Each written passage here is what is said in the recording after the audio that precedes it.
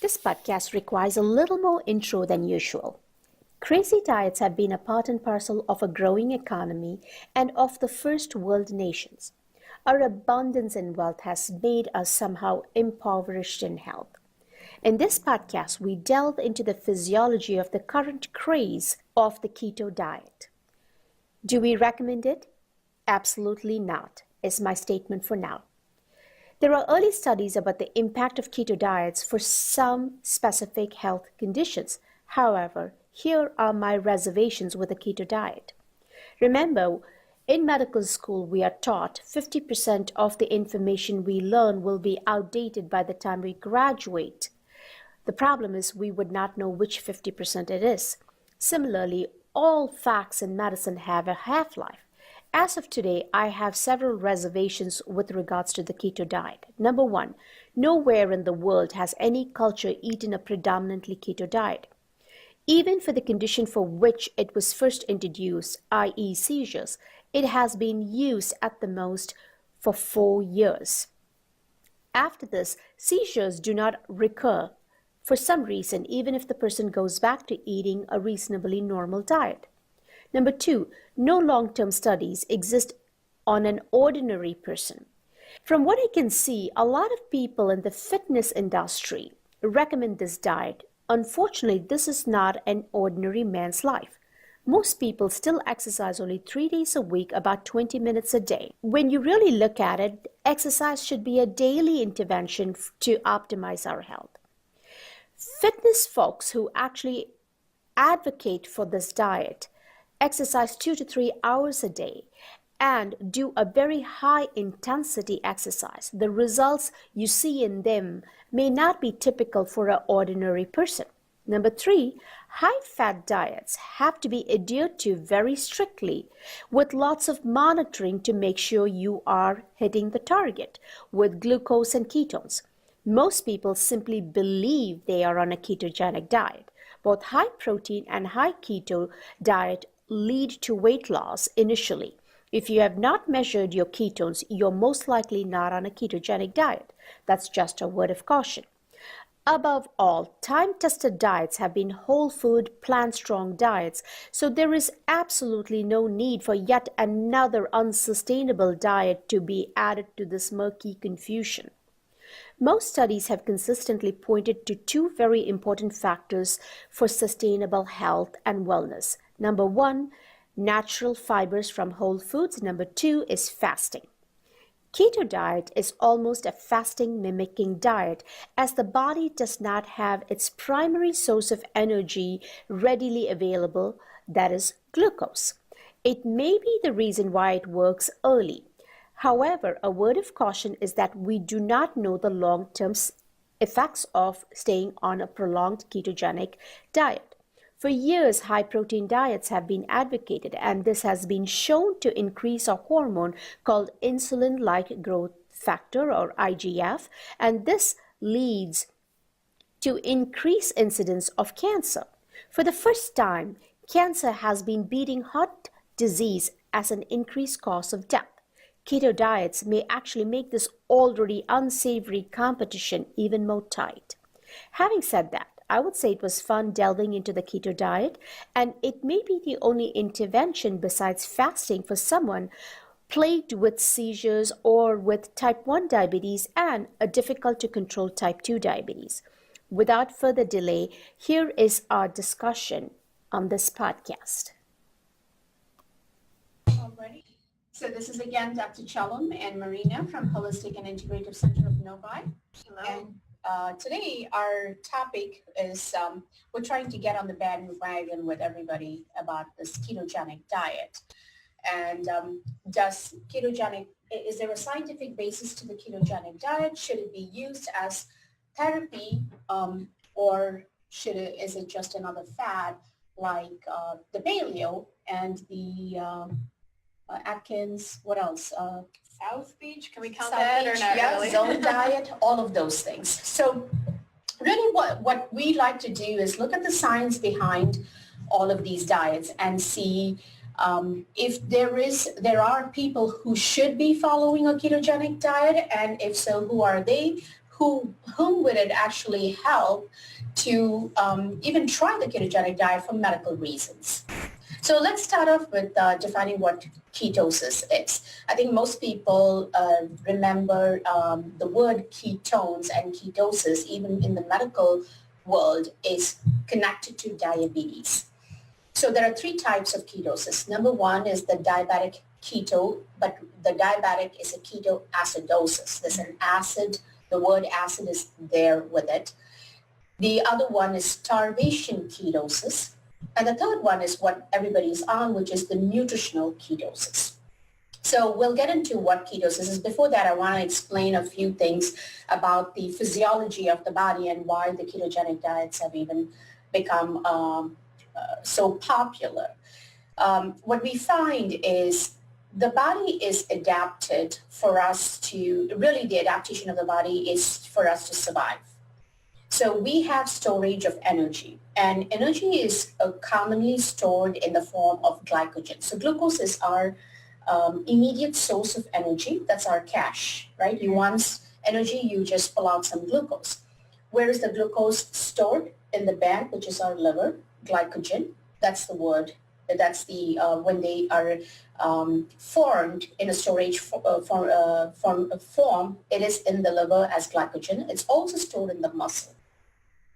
So when you look at the amount of calories in the liver, let's say you had no access to food, the amount of calories in the liver is around about, I think 350, I'd have to look at around 480 grams of glucose is stored in the liver.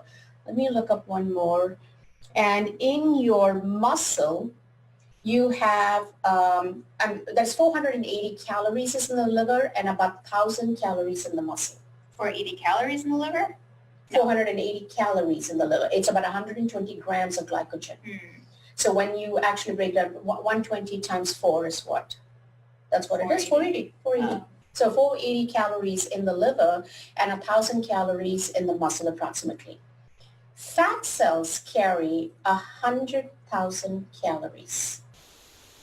So I was going to say that liver number didn't sound right, but now it makes more sense. So when you have fat, you have approximately like an average, I think a 70 kilogram male would have 100,000 calories. What that tells us is if we don't have access to food, as long as you have access to water, for 3 months, you can get food from these stores. 3 months? 3 months, 90 days. You can actually be without food. I get cranky after a couple hours. Actually, we'll talk about what happens with the mood. So there is a study. There's one guy, I think he was fasting on just water and minerals for 395 days, 98 days. That's there as an article. I thought it was fascinating how fasting can be. So don't try this at home. Yeah, I'm sorry. That's for sure. So one of the things to remember is our goal is to understand, look, so these are our calorie pouches in our body. So what happens when you sleep at night, you're basically starving, right? And after about 12 hours, let's say even if you slept for 8 hours and then you take a couple of hours to get to have your first meal, the body actually will, since no glucose is coming in, it empties the glycogen stores from the liver. So there's always some glucose in your blood. And there's always a little insulin in your blood. Now, the difference between the diabetics and people who are in nutritional ketosis or starvation ketosis is the diabetics do not have insulin. We're talking about type 1 diabetes, or the end stage of type 2 where they haven't taken care of themselves. All their insulin producing cells are dead. They can become insulin requiring diabetics towards the end of their diabetes. So in these two folks, there is no insulin. So it's a little different. What happens is the first 24 hours, the liver empties all of its stores. So your bank gets empty. The glycogen becomes glucose. You feed your cells. Because when you're starving, there's only two things that the body is going to do. Number one, feed the brain. Number two, preserve muscle mass. So for that to happen, first it'll empty its stores from the liver. What happens to the glycogen in the muscle? That cannot be emptied into the blood. it does not have an enzyme that will do the last transition from the muscle. So once you store glucose in the muscle, it's trapped. It's used only in the muscle. It's used only in the muscle for the activity, exactly. So the amount of, the number of days you can actually starve without food is determined by how much you utilize your activity. So you'll find people who go on a food, a fast, like in the jail setting or for political reasons, they just sit there and fast. So that fasting, they can go on for weeks before you want to sit and negotiate with them anything, because they do have the potential to go on for weeks. Now, if a person is very thin, remember the 100,000 calories is non-existent in them. If they have no fat, they are less likely to survive that many days or so many months. So the three things that have to be intact: you should have good glycogen storage in your liver. You should have good fat pockets that carry the extra source of energy for you to go into, and then you should have insulin for you to go into ketosis without affecting the pH balance of your blood. So let's talk about diabetic ketoacidosis, which is seen in type 1 diabetes. So in type 1 diabetics I drank a real spicy soup and it's all. I can smell it. Yeah, I know. We made the soup with our in-house lunchbox, which we'll talk about at a different time. But getting back to in diabetic ketoacidosis, type 1 diabetes, what happens is there's not enough insulin, or there's no insulin. There's no insulin at all. So when glucose comes in, there is no way to push that glucose into the cells. So the cells are starved. So it is a starvation mode for the cell. So what happens is the liver empties the glycogen, but after 24 hours, there's no more glycogen to empty. So what it starts doing, it's very smart because it doesn't want to break down the muscle. It converts fat into ketones. Ketones are breakdown of the fatty acids without going into the, the citric acid cycle. So literally they enter the citric acid cycle, but mostly the energy comes from fat cells. The fat cells that hold the fat will also break down and feed the liver with these fatty acids, which gets converted to ketones. Now remember, ketone comes from a fat body. What you have to also keep in mind is 1 gram of carbohydrate gives you 4 calories. 1 gram of protein gives you 4 calories. 1 gram of fat gives you 9 calories. And what is a calorie? The calorie is the heat required to raise the temperature of water by 1 degree from, I think, 14.5 to 15.5 or something at 1 atmospheric pressure. That is the calorie. So to extract the energy from fat, we have to put in a lot more effort, right? So when in a diabetic ketoacidosis, because there's complete lack of, it's not even like the body has the impact of insulin because there's no insulin.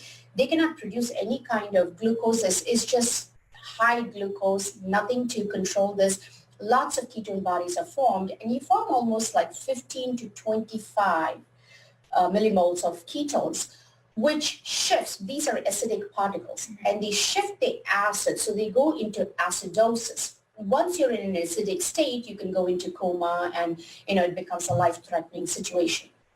However, when you're doing starvation, the ketosis that happens is very little more minimal. 2 things happen. Like there's always, the body breaks down, first it gets rid of the glycogen, empties, gives you all the glucose possible. Once the glucose stores are emptied, the next thing it does, it grabs protein. But it doesn't grab the big muscle mass protein. It grabs the secretions, like the pancreatic secretions, the lining of the cell's protein from there, and then converts it into glucose called gluconeogenesis. That means we're making glucose from a non-carbohydrate source. That goes on underlying. It's not enough to supply the amount of glucose we need when we starve. So the body has to get the fat sources and produce the ketones for energy. all right? So you have some glucose, some insulin, and some ketones. The ketones do not go as high as in a type 1 diabetic. It only goes as far as zero point 0.5 to 3 millimoles. At the most, 5 to 7 if you are excellent in getting to a stage of ketosis. But usually in starvation, it's really 0.5 to 1 maybe, and depending on how many hours or how many days you are starving. Now, what happens when there's only ketones? Why do we produce ketones? Because brain can only use glucose, but it can extract energy from ketones. Remember, the body's job is only feed the brain, and second job is to preserve muscle. So it's not going to go for your protein first. It's always going to go for your fat after the glucose. So the ketones, once they get to the brain has to adjust to, before cash was easy. Now it has to cash a check. Right? It has to cache the ketones to get energy. But once it does, we have what is called adaptation. And we find after several weeks of fasting, the requirement for the brain for glucose goes down from 120 grams to just 40. Goes down significantly. So it's not dependent on glucose. There is still some glucose being produced. If you still have your insulin and if you still have protein resources, you're getting what we call the gluconeogenesis, but it's not enough as when we eat, not enough energy as when we eat. The muscle also begins to, actually the rest of the body also, the requirement for all of the energy that comes from glucose goes down. Literally, we're just using only 20 grams of glucose at that point, several weeks into starvation. So how does all this translate into nutritional ketosis? So years ago in 1920s, when they found a group of kids, this was way before Dilantin, which is a common seizure medicine in the olden days, now we rarely use it, was found. They found for seizures, there was really no solution. So they had a group of, I think, 20 adults and children. What they did is they just took away food from them. And they found when they starved, their seizures got better. And that was fascinating. And the doctors who did this did not necessarily document this very well. What prompted them to do the starvation? I don't know if it was, the backstory is not very clear because there was no much documentation. It was just noticed that when they starved, they actually had lesser seizures. So I think it was Harvard School of Medicine, 2 other doctors said, okay, let's see what this is all about. But if you actually go back to the Hippocrates time, there is a part where he does document that starvation reduces seizures. And so this is actually very fascinating. So we have this connection between brain health and ketones. And sometime later part of 1920, there was always anything in medicine begins with the consumer, right? So there was this fitness guru who actually had, I forget his name now, but he noticed the minute people come in with ailments, metabolic ailments, hypertension or obesity, at that time they called it corpulence, the heaviness, like the richer people were always heavy because they had more access to, they liked white flour because it was fluffy and all of those things. So what he found is if he starved people, they got better. In fact, every disease got better if you just starved people. That's what we should be doing. I mean, we've been talking about intermittent fasting for such a long time. That's true. So again, 2 other doctors in Harvard, they decided we're going to look at why this happens. And they found these fatty acids floating in the blood. And the higher the fatty acids, the better the seizure control. And that's how the ketones were discovered. Now, let's fast forward to now, our focus is a first world country problem, right? We're not struggling with starvation. We're struggling with abundance. So what they find with these are scientists, I think way back in 2003, 4, or 8, 6, I think these things have been studied. They found, actually ketones were initially studied probably for the seizures part, but there was also a scientist, I think, I can't remember the paper again. What he did is he had cancer cell lines and he would put them in petri dishes with different nutrition, glucose for one and lactate for another, and he put ketones. The one in the ketones would not grow, the cancers. So they rechecked it and they found that ketones actually somehow suppress cancer cells. So, and again, there was a lot of research being done here and there about nutritional ketosis where you feed people only fat. We're talking about 80% of your diet comes from fat sources or fatty sources, not to be confused with protein diet, high protein diet. This is not a high protein diet. This is pretty much 80% of your food comes from fat. We're talking about, I think they used sour cream, cheese, egg, bacon. I mean, pretty much just fatty stuff, not necessarily steak and fish Okay. and like, so that's the difference there. What about oils? What they use? Oils, a lot of oils, but they use saturated fat like Okay. butter and, I guess more of the saturated stuff rather than actually using polyunsaturated. We'll get into what shifts need to happen. So when they did that, what they found is people could go into an artificial ketosis state. That means the cells were not getting glucose. Remember, glucose is our cash. We need the cash. Now, every cell and the brain had to use check. They had to cash the check. So when they did that, a few things happened. Inflammation went down. People's brain actually became a little sharper. They started losing weight like crazy, especially people who've been struggling with the low-fat diet, exercise, trying the paleo, and they would gain weight. Keto, the nutritional ketosis completely changed that. So this study was done where they did a high saturated fat, low carbohydrate diet, and all of the men in that, I think more than the shift of weight loss, what they noticed is the triglycerides went down, cholesterol went down, blood sugar went down, and it completely blew everybody's mind because if you look from Ansel Keys, all of the recommendations, especially through the U.S. government, is low fat, low fat, low fat, and they could not necessarily explain why this happened. However, it's very important to note these were people who were high fat, low carbs. And it's actually low refined carbs. It wasn't even carbs. None of the carbohydrate studies are done with vegetables, other than probably the Mediterranean diet. Majority of them are carbs, like bread, pasta, noodles. So it's not even, you cannot even, the carbs we look at, there are good carbs, bad carbs, and the good carbs are plants, pretty much fruits and vegetables. The bad carbs are anything that is processed. It doesn't matter whether you make pasta from lentils or pasta from rice or pasta from wheat. They're all bad carbs. They're processed carbs. So It's not even fair to think, say vegetables are carbs really in that sense, It's lumping in I know, a very large category. it is a huge category, but when they say carbs, most people want to move away from carbs and they want to move towards a fatty and a high protein diet. So here's what we have to understand. Now somebody who's taking 80% fat, which means if you have if you do it 100%, you're literally doing 20% is between carbs and protein. Right. You're looking at somewhere between 5 and 20 grams of carbohydrates, which would be 2 slices of bread the whole day. Mm-hmm. And literally that's what they do is it's processed carbs, refined carbs.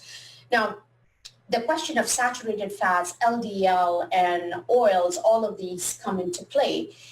What they also found, there was a small subset of people, the keto diet completely bombed. Their cholesterol went high, their inflammatory markers went high, their lipoproteins went high, and actually their insulin resistance and fatty liver went south. It literally got worse. So a lot of these studies, I would say, were done on men. I'm not really sure I was able to extract studies on women.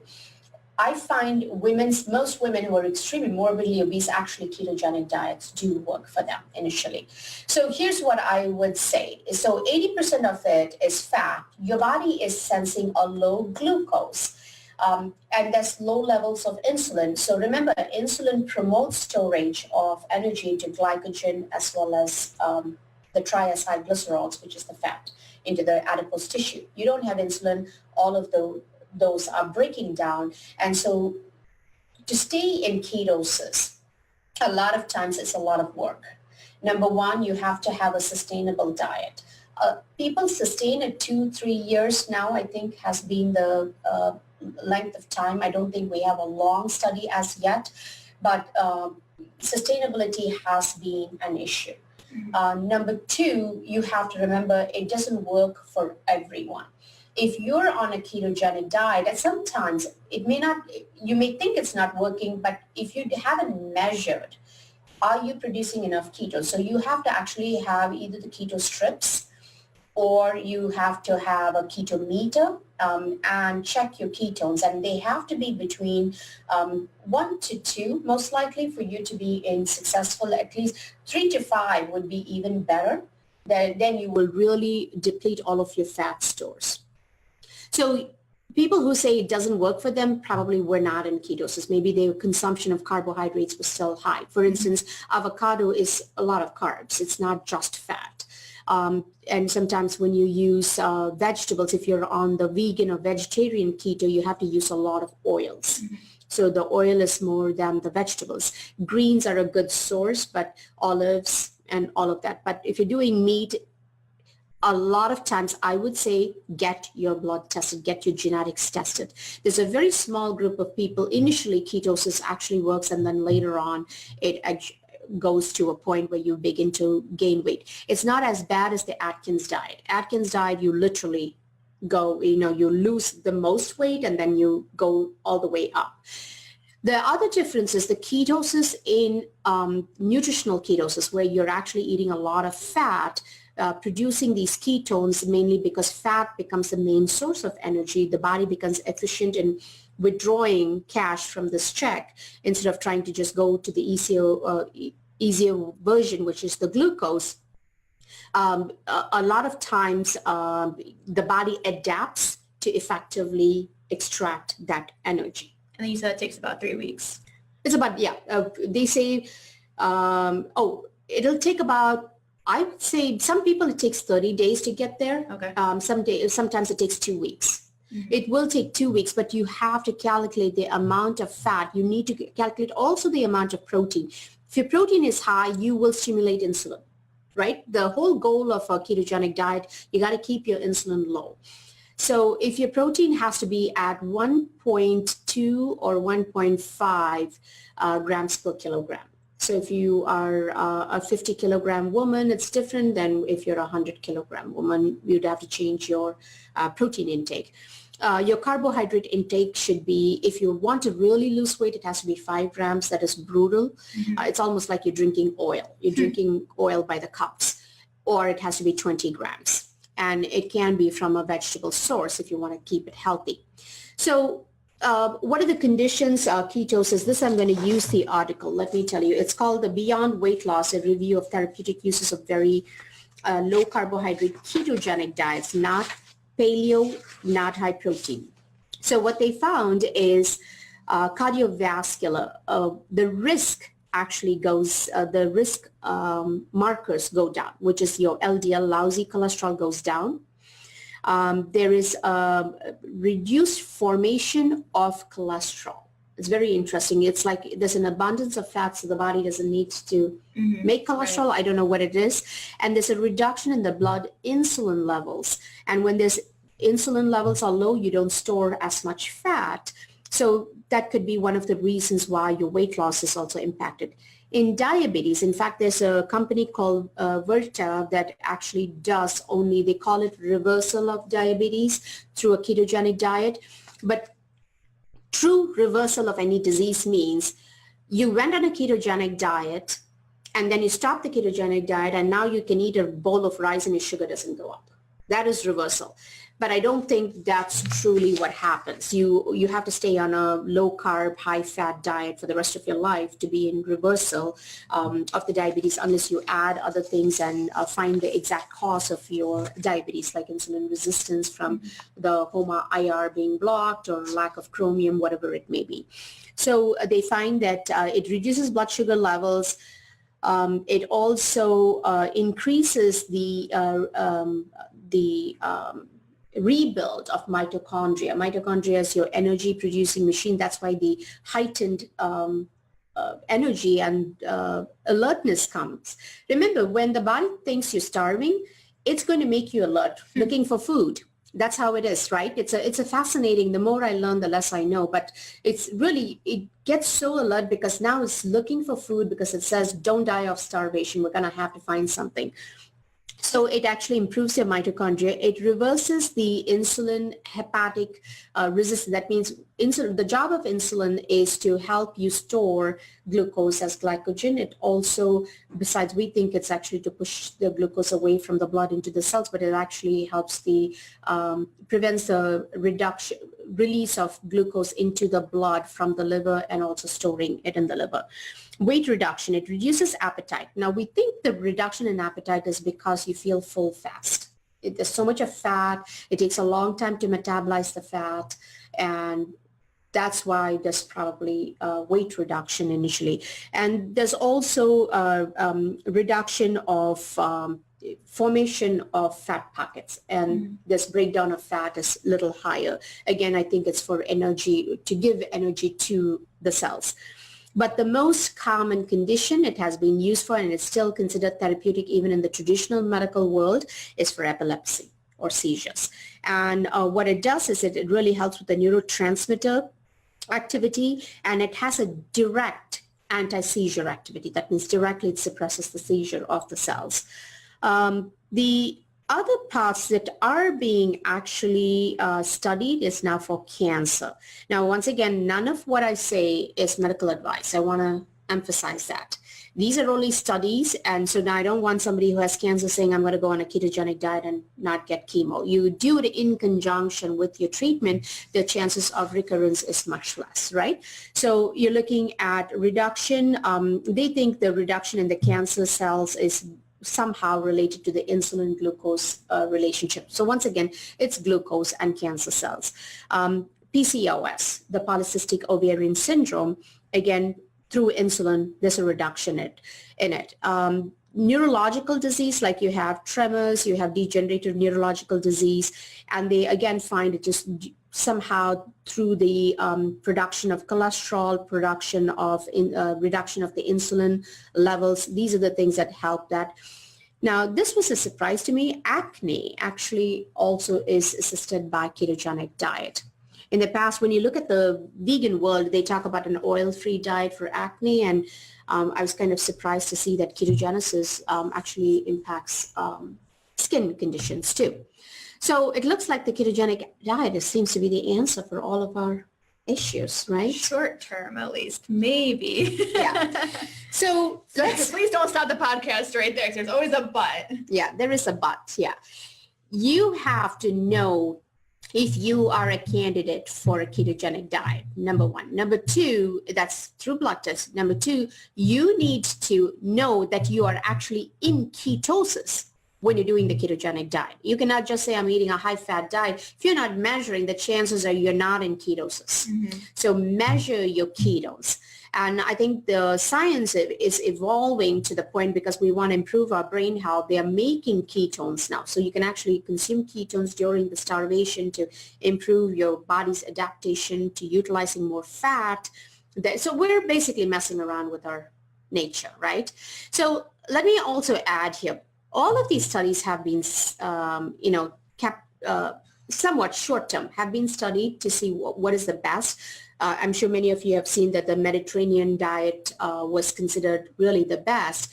However, I would say this, a lot of times the only commonality, the one thing that improved everybody's health, it's not ketogenic, it is not paleo, it is not South Beach zone or whatever it is actually fiber. If you don't have fiber, even those folks who do the ketogenic diet, if they're actually cooking their vegetables in a lot of good oil. Now, the saturated and the polyunsaturated is a whole different story. There is a certain role for saturated, but predominantly right now, we're not out of the woods to say, oh, you can have saturated fat all the time. Really not. There are certain times of the year, maybe saturated fats is okay, like in the winter season and cold season, but also it also depends on your genetics. For instance, Eskimos, they don't necessarily have access to plants, they're on a higher fat diet. They do have cardiovascular disease, but little later in life. Earlier part, they don't die. Like if we ate like Eskimos sitting here and not having that adaptation, we don't have the genetic adaptation, we probably will develop cardiovascular disease. So that's called a genetic polymorphism. That means what your ancestors ate, they adapt to the land to which they go. That's why we always say bi-seasonal, bi-regional food, because your adaptation is to wherever you are from. So if you get an Eskimo to go down to a different state, let's say New York, and start eating all of the processed food, they probably will die and have diabetes. Mm-hmm. So you have to really look at what is your genetic trait. Can you actually go do a ketogenic diet? Number two, when you're doing ketogenic diet, are you truly in ketosis? Are you able to do the 4 parts to 1 part or 2 parts, even 3 parts to 1 part initially, and then 2 parts to 1 part? That means 2 parts fat, 2 parts, 1 part carb, 1 part protein. Mm-hmm. That's how you would design the diet. And you have to measure the ketosis. It'll be great if you can measure your insulin levels and your blood glucose levels. If all 3 initially when you go in, that should be the approach, and see if that actually works for you. Now, the theoretical part about ketogenic diet, because we don't have long-term studies to tell you what are the things that can go wrong, but there have been studies in rats and mice with their cell lines. What they find is, remember I told you 1 gram of carbohydrate is 4 calories, and protein 1 gram is 4 calories, but 1 gram of fat is 9 calories. But to extract that is a lot more effort. Mm-hmm. It takes longer too. It takes longer. You have to really work hard. The cells have to work hard. What they found in one of the studies, and I can't remember, I wanted to pull that article for the podcast, but so I could give it to you guys. But it is an article that talks about intermittent fasting. What they found is if the cardiovascular, the muscle, the myocardium has to pull energy from fatty acids, eventually it does get overworked. Mm. And there is evidence of what we call cardiomyopathy. So cardiovascular disease can be completely impacted in the long run if you're on a long-term ketogenic diet. Mm-hmm. And again, how ketogenic diet will work for you is dependent on your gut bacteria, number 1. Number 2, how well your body can extract or how well your body is adapted to the ketosis. And of course, the kind of fats you're adding. Saturated fats, if you have a genetic trait like the ApoE4, it's probably not a great idea. And if you have a lot of inflammation markers, in fact, I've had a lot of my patients who do very well take coconut oil, and the minute they walk in and I look at their blood test, I know they're on a saturated fat. Mm-hmm. Because everything goes up. Their cholesterol goes up. I'm not worried about LDL going up, but if your lipoproteins and your inflammatory markers go up, that's very important. That's your risk for cardiovascular disease. So if you want to truly start on a ketogenic diet, a few things have to happen. You got to get your genetic testing. You got to get your blood test done. I would also recommend a coronary calcium score. Mm-hmm. to make sure you don't have pre-existing coronary artery disease. I would recommend an EKG to make sure nothing, we're not missing anything. And then work with a professional who knows how to design your diet for you. So saying, and also get the keto meter or the insulin continuous glucose monitoring, keeping your glucose pretty much low and keeping your ketone levels between 3 and 5. I think that's really what you need to hone into in order to get the impact or the effectiveness of the ketogenic diet.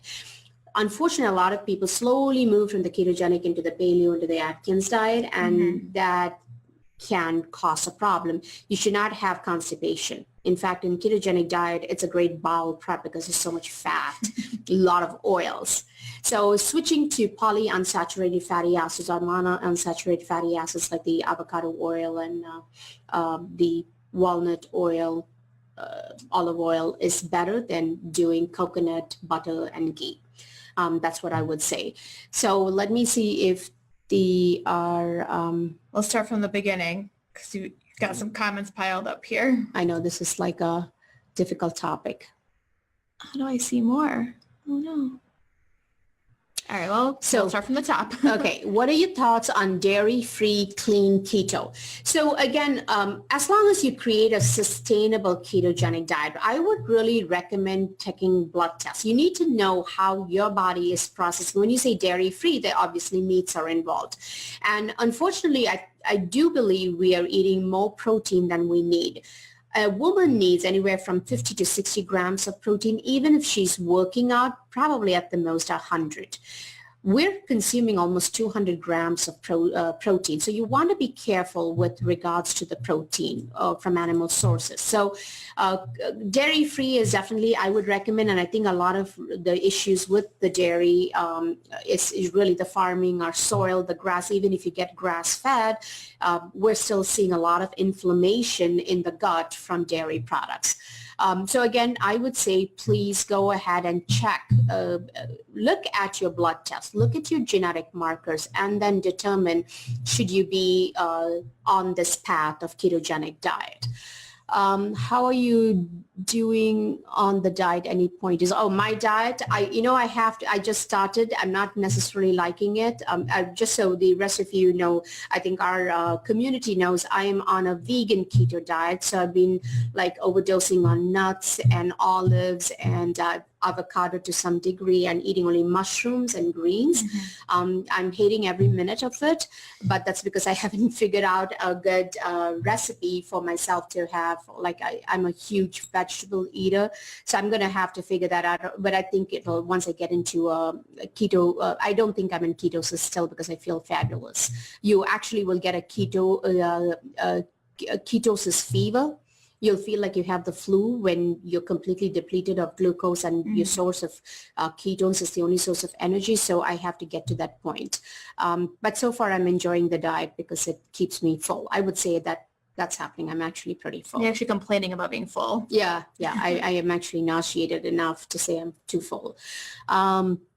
Do you develop keto plans, and also do you yes, actually we do all of that, and we do develop keto plans. We need to know why you want to go on ketosis, because if it is weight loss, we have to develop a different plan than if you're trying to reverse diabetes. All of those things will go into the plan. And we do the blood and genetic testing to see exactly if you are a good fit for a keto diet and make sure that you're doing it safely as well. Correct. And what do you think about using exogenous ketones to transition into ketosis rather than allowing your body to adapt naturally? So I think the studies have to be done for that. They are doing studies. They think the exogenous ketones actually work. The ketone esters work. The ketone salts work. But again, as you're transitioning, you again, like I said, you need to know why you're actually doing the ketosis for, right? You want to know, are you trying to do it for brain health? Are you doing it for seizures? Are you doing it for weight loss? So all of that comes into play. And I think they do work, but I don't think we have enough studies to say just do the exogenous ketones and then have your body adapt to extracting energy from ketones. You mentioned continuous glucose monitoring. Do you recommend this for non-diabetic? Absolutely. So we do actually, a lot of our patients, when they start a process, especially when they have insomnia, they're waking up in the middle of the night, I do recommend continuous glucose monitoring. The system that is really available easily is the Libre. Glucose monitoring is not the best, but I think if you do the continuous glucose monitoring, you can see, and this was the other study, and I'm glad you brought that up, because the study is, we think, let's go on a low carb, no glucose diet, and that probably is best. But they found when they gave glycogen, they actually gave glucose, and they did the continuous glucose monitoring. Some people, little glucose, their glucose jumped, blood glucose jumped, and others, nothing actually happened. So you need to know that's why it is really about personalized approach. So I think the continuous glucose monitoring and your diet and looking at the ketone meter and the ketone strips are very important to say, are you truly in ketosis? And is this a good diet for you? Any other questions? The difference between the Mediterranean and keto diets. Oh, huge difference, right, Jane? So the Mediterranean diet has a lot of plants, seeds, nuts, and fish, protein Oils. and oils. It does have, but predominantly it has a lot of fiber.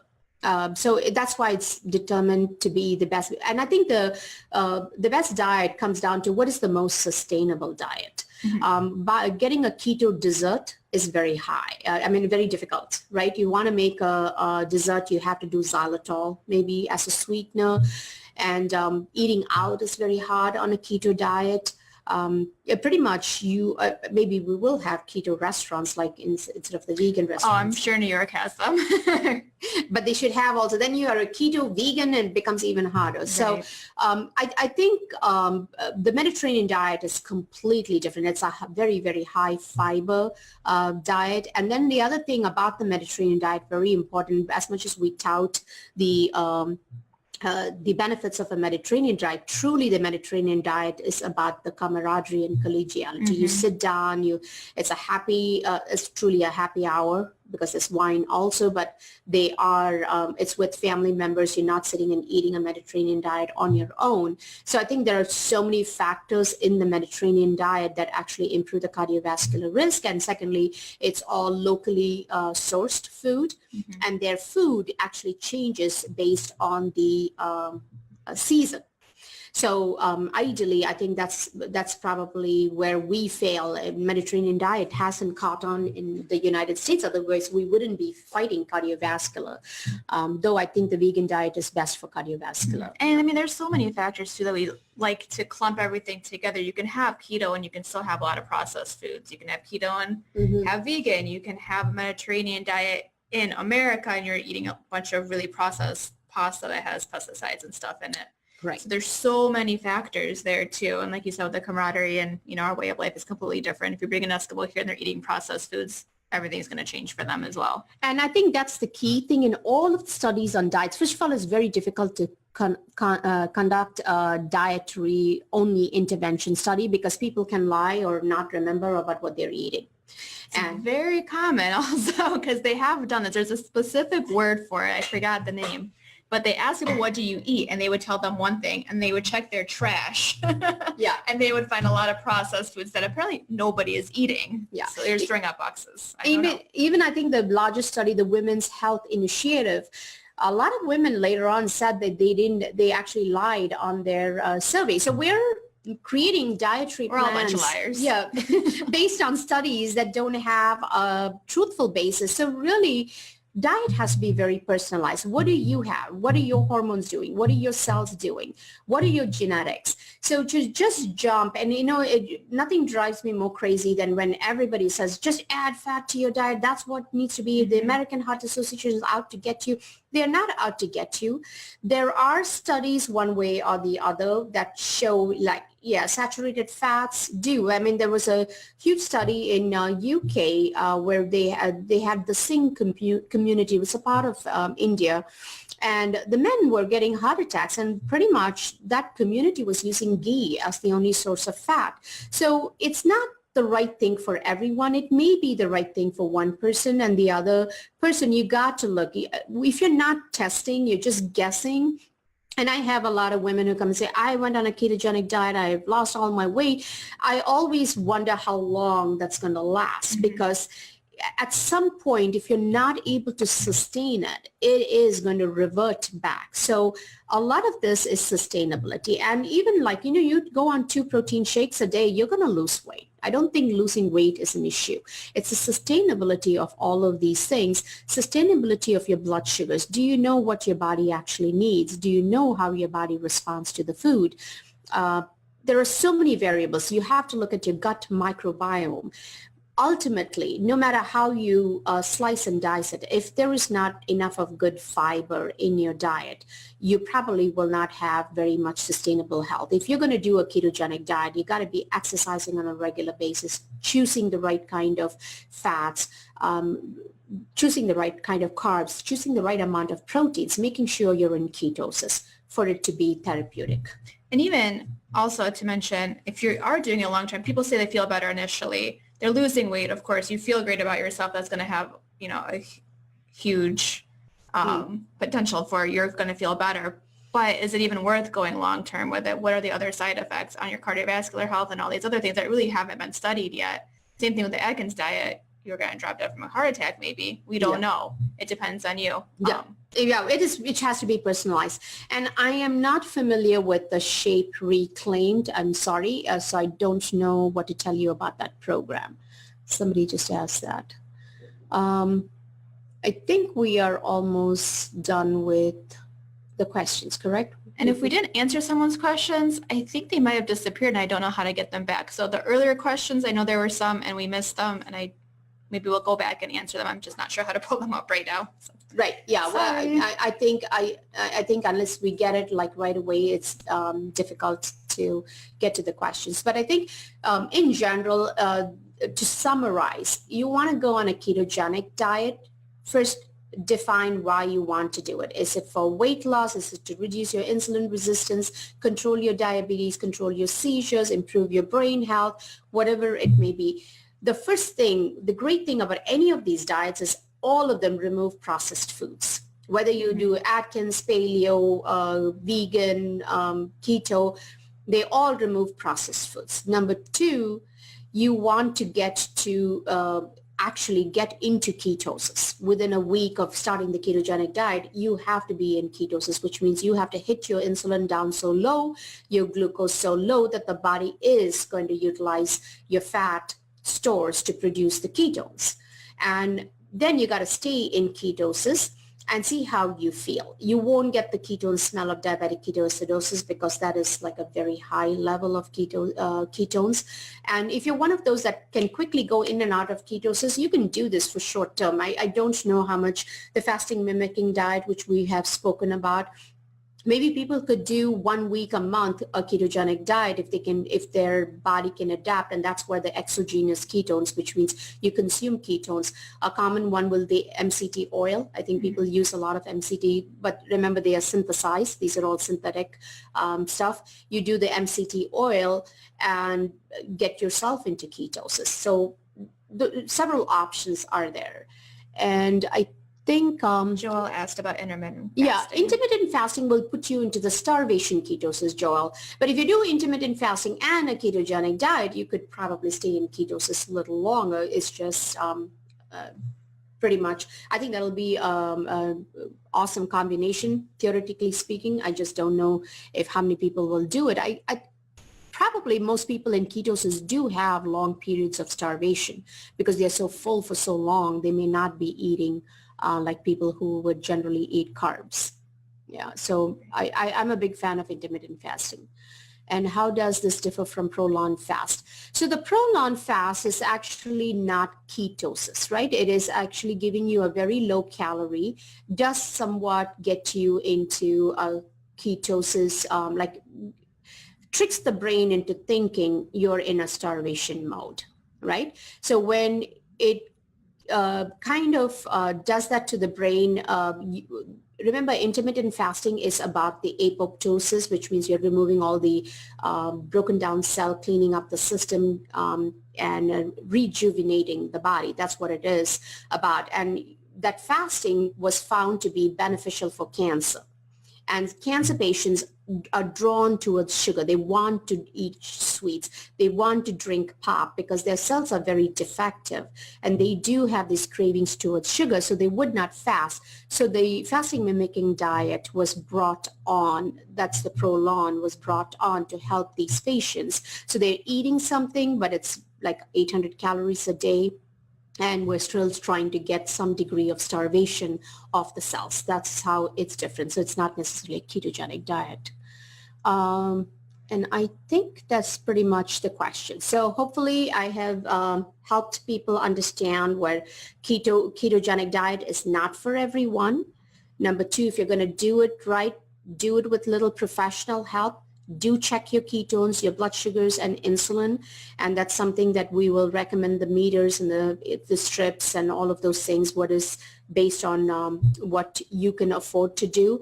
And then always have a reason why you're doing the ketogenic diet. Remember, if you want to do it for long term, you have to have a transition plan from a high-fat diet to a sustainable diet, because after some time, you may be able to bring back a lot of the foods without necessarily getting your blood sugars to spike, but it may take a little longer time because your body has to adapt to the new way of eating. So thank you once again, guys, for those of you who joined. Obviously, this was a topic because we had a lot of questions compared to most of our other podcasts. And once again, remember to go on to iTunes to download the podcast. I will create show notes. We are coming up with our new website, which will have all of the show notes and the podcast there for people to download. Please do share this video with any family and friends you think will be helped by a practice like ours, because we are a functional medical practice and our goal is to really personalize your care. And a lot of times if you don't personalize and you don't make the change for yourself, you're going to be stuck where you are. And our goal is to help you overcome those barriers and get you to your optimal health. So once again, thank you so much for those of you who joined, and we will see you next time. Thank you. Bye-bye. Alrighty then. If you've listened to this podcast fully, I would like to hope you have gained some new knowledge, a different way of thinking, and have benefited from it. If so, would you please do me a favor and share this with your family and friends? I do, however, want to mention that nothing that is stated in this podcast or written in the show notes should be construed as medical advice. We would like you as an individual to seek your medical advice from your specific provider. Our goal has all along been to dig into some existing truths, try and make it simple, so we all have a better understanding of our options out there to live fulfilling lives. It may be also prudent for me to mention the obvious here, that no doctor-patient relationship was ever formed.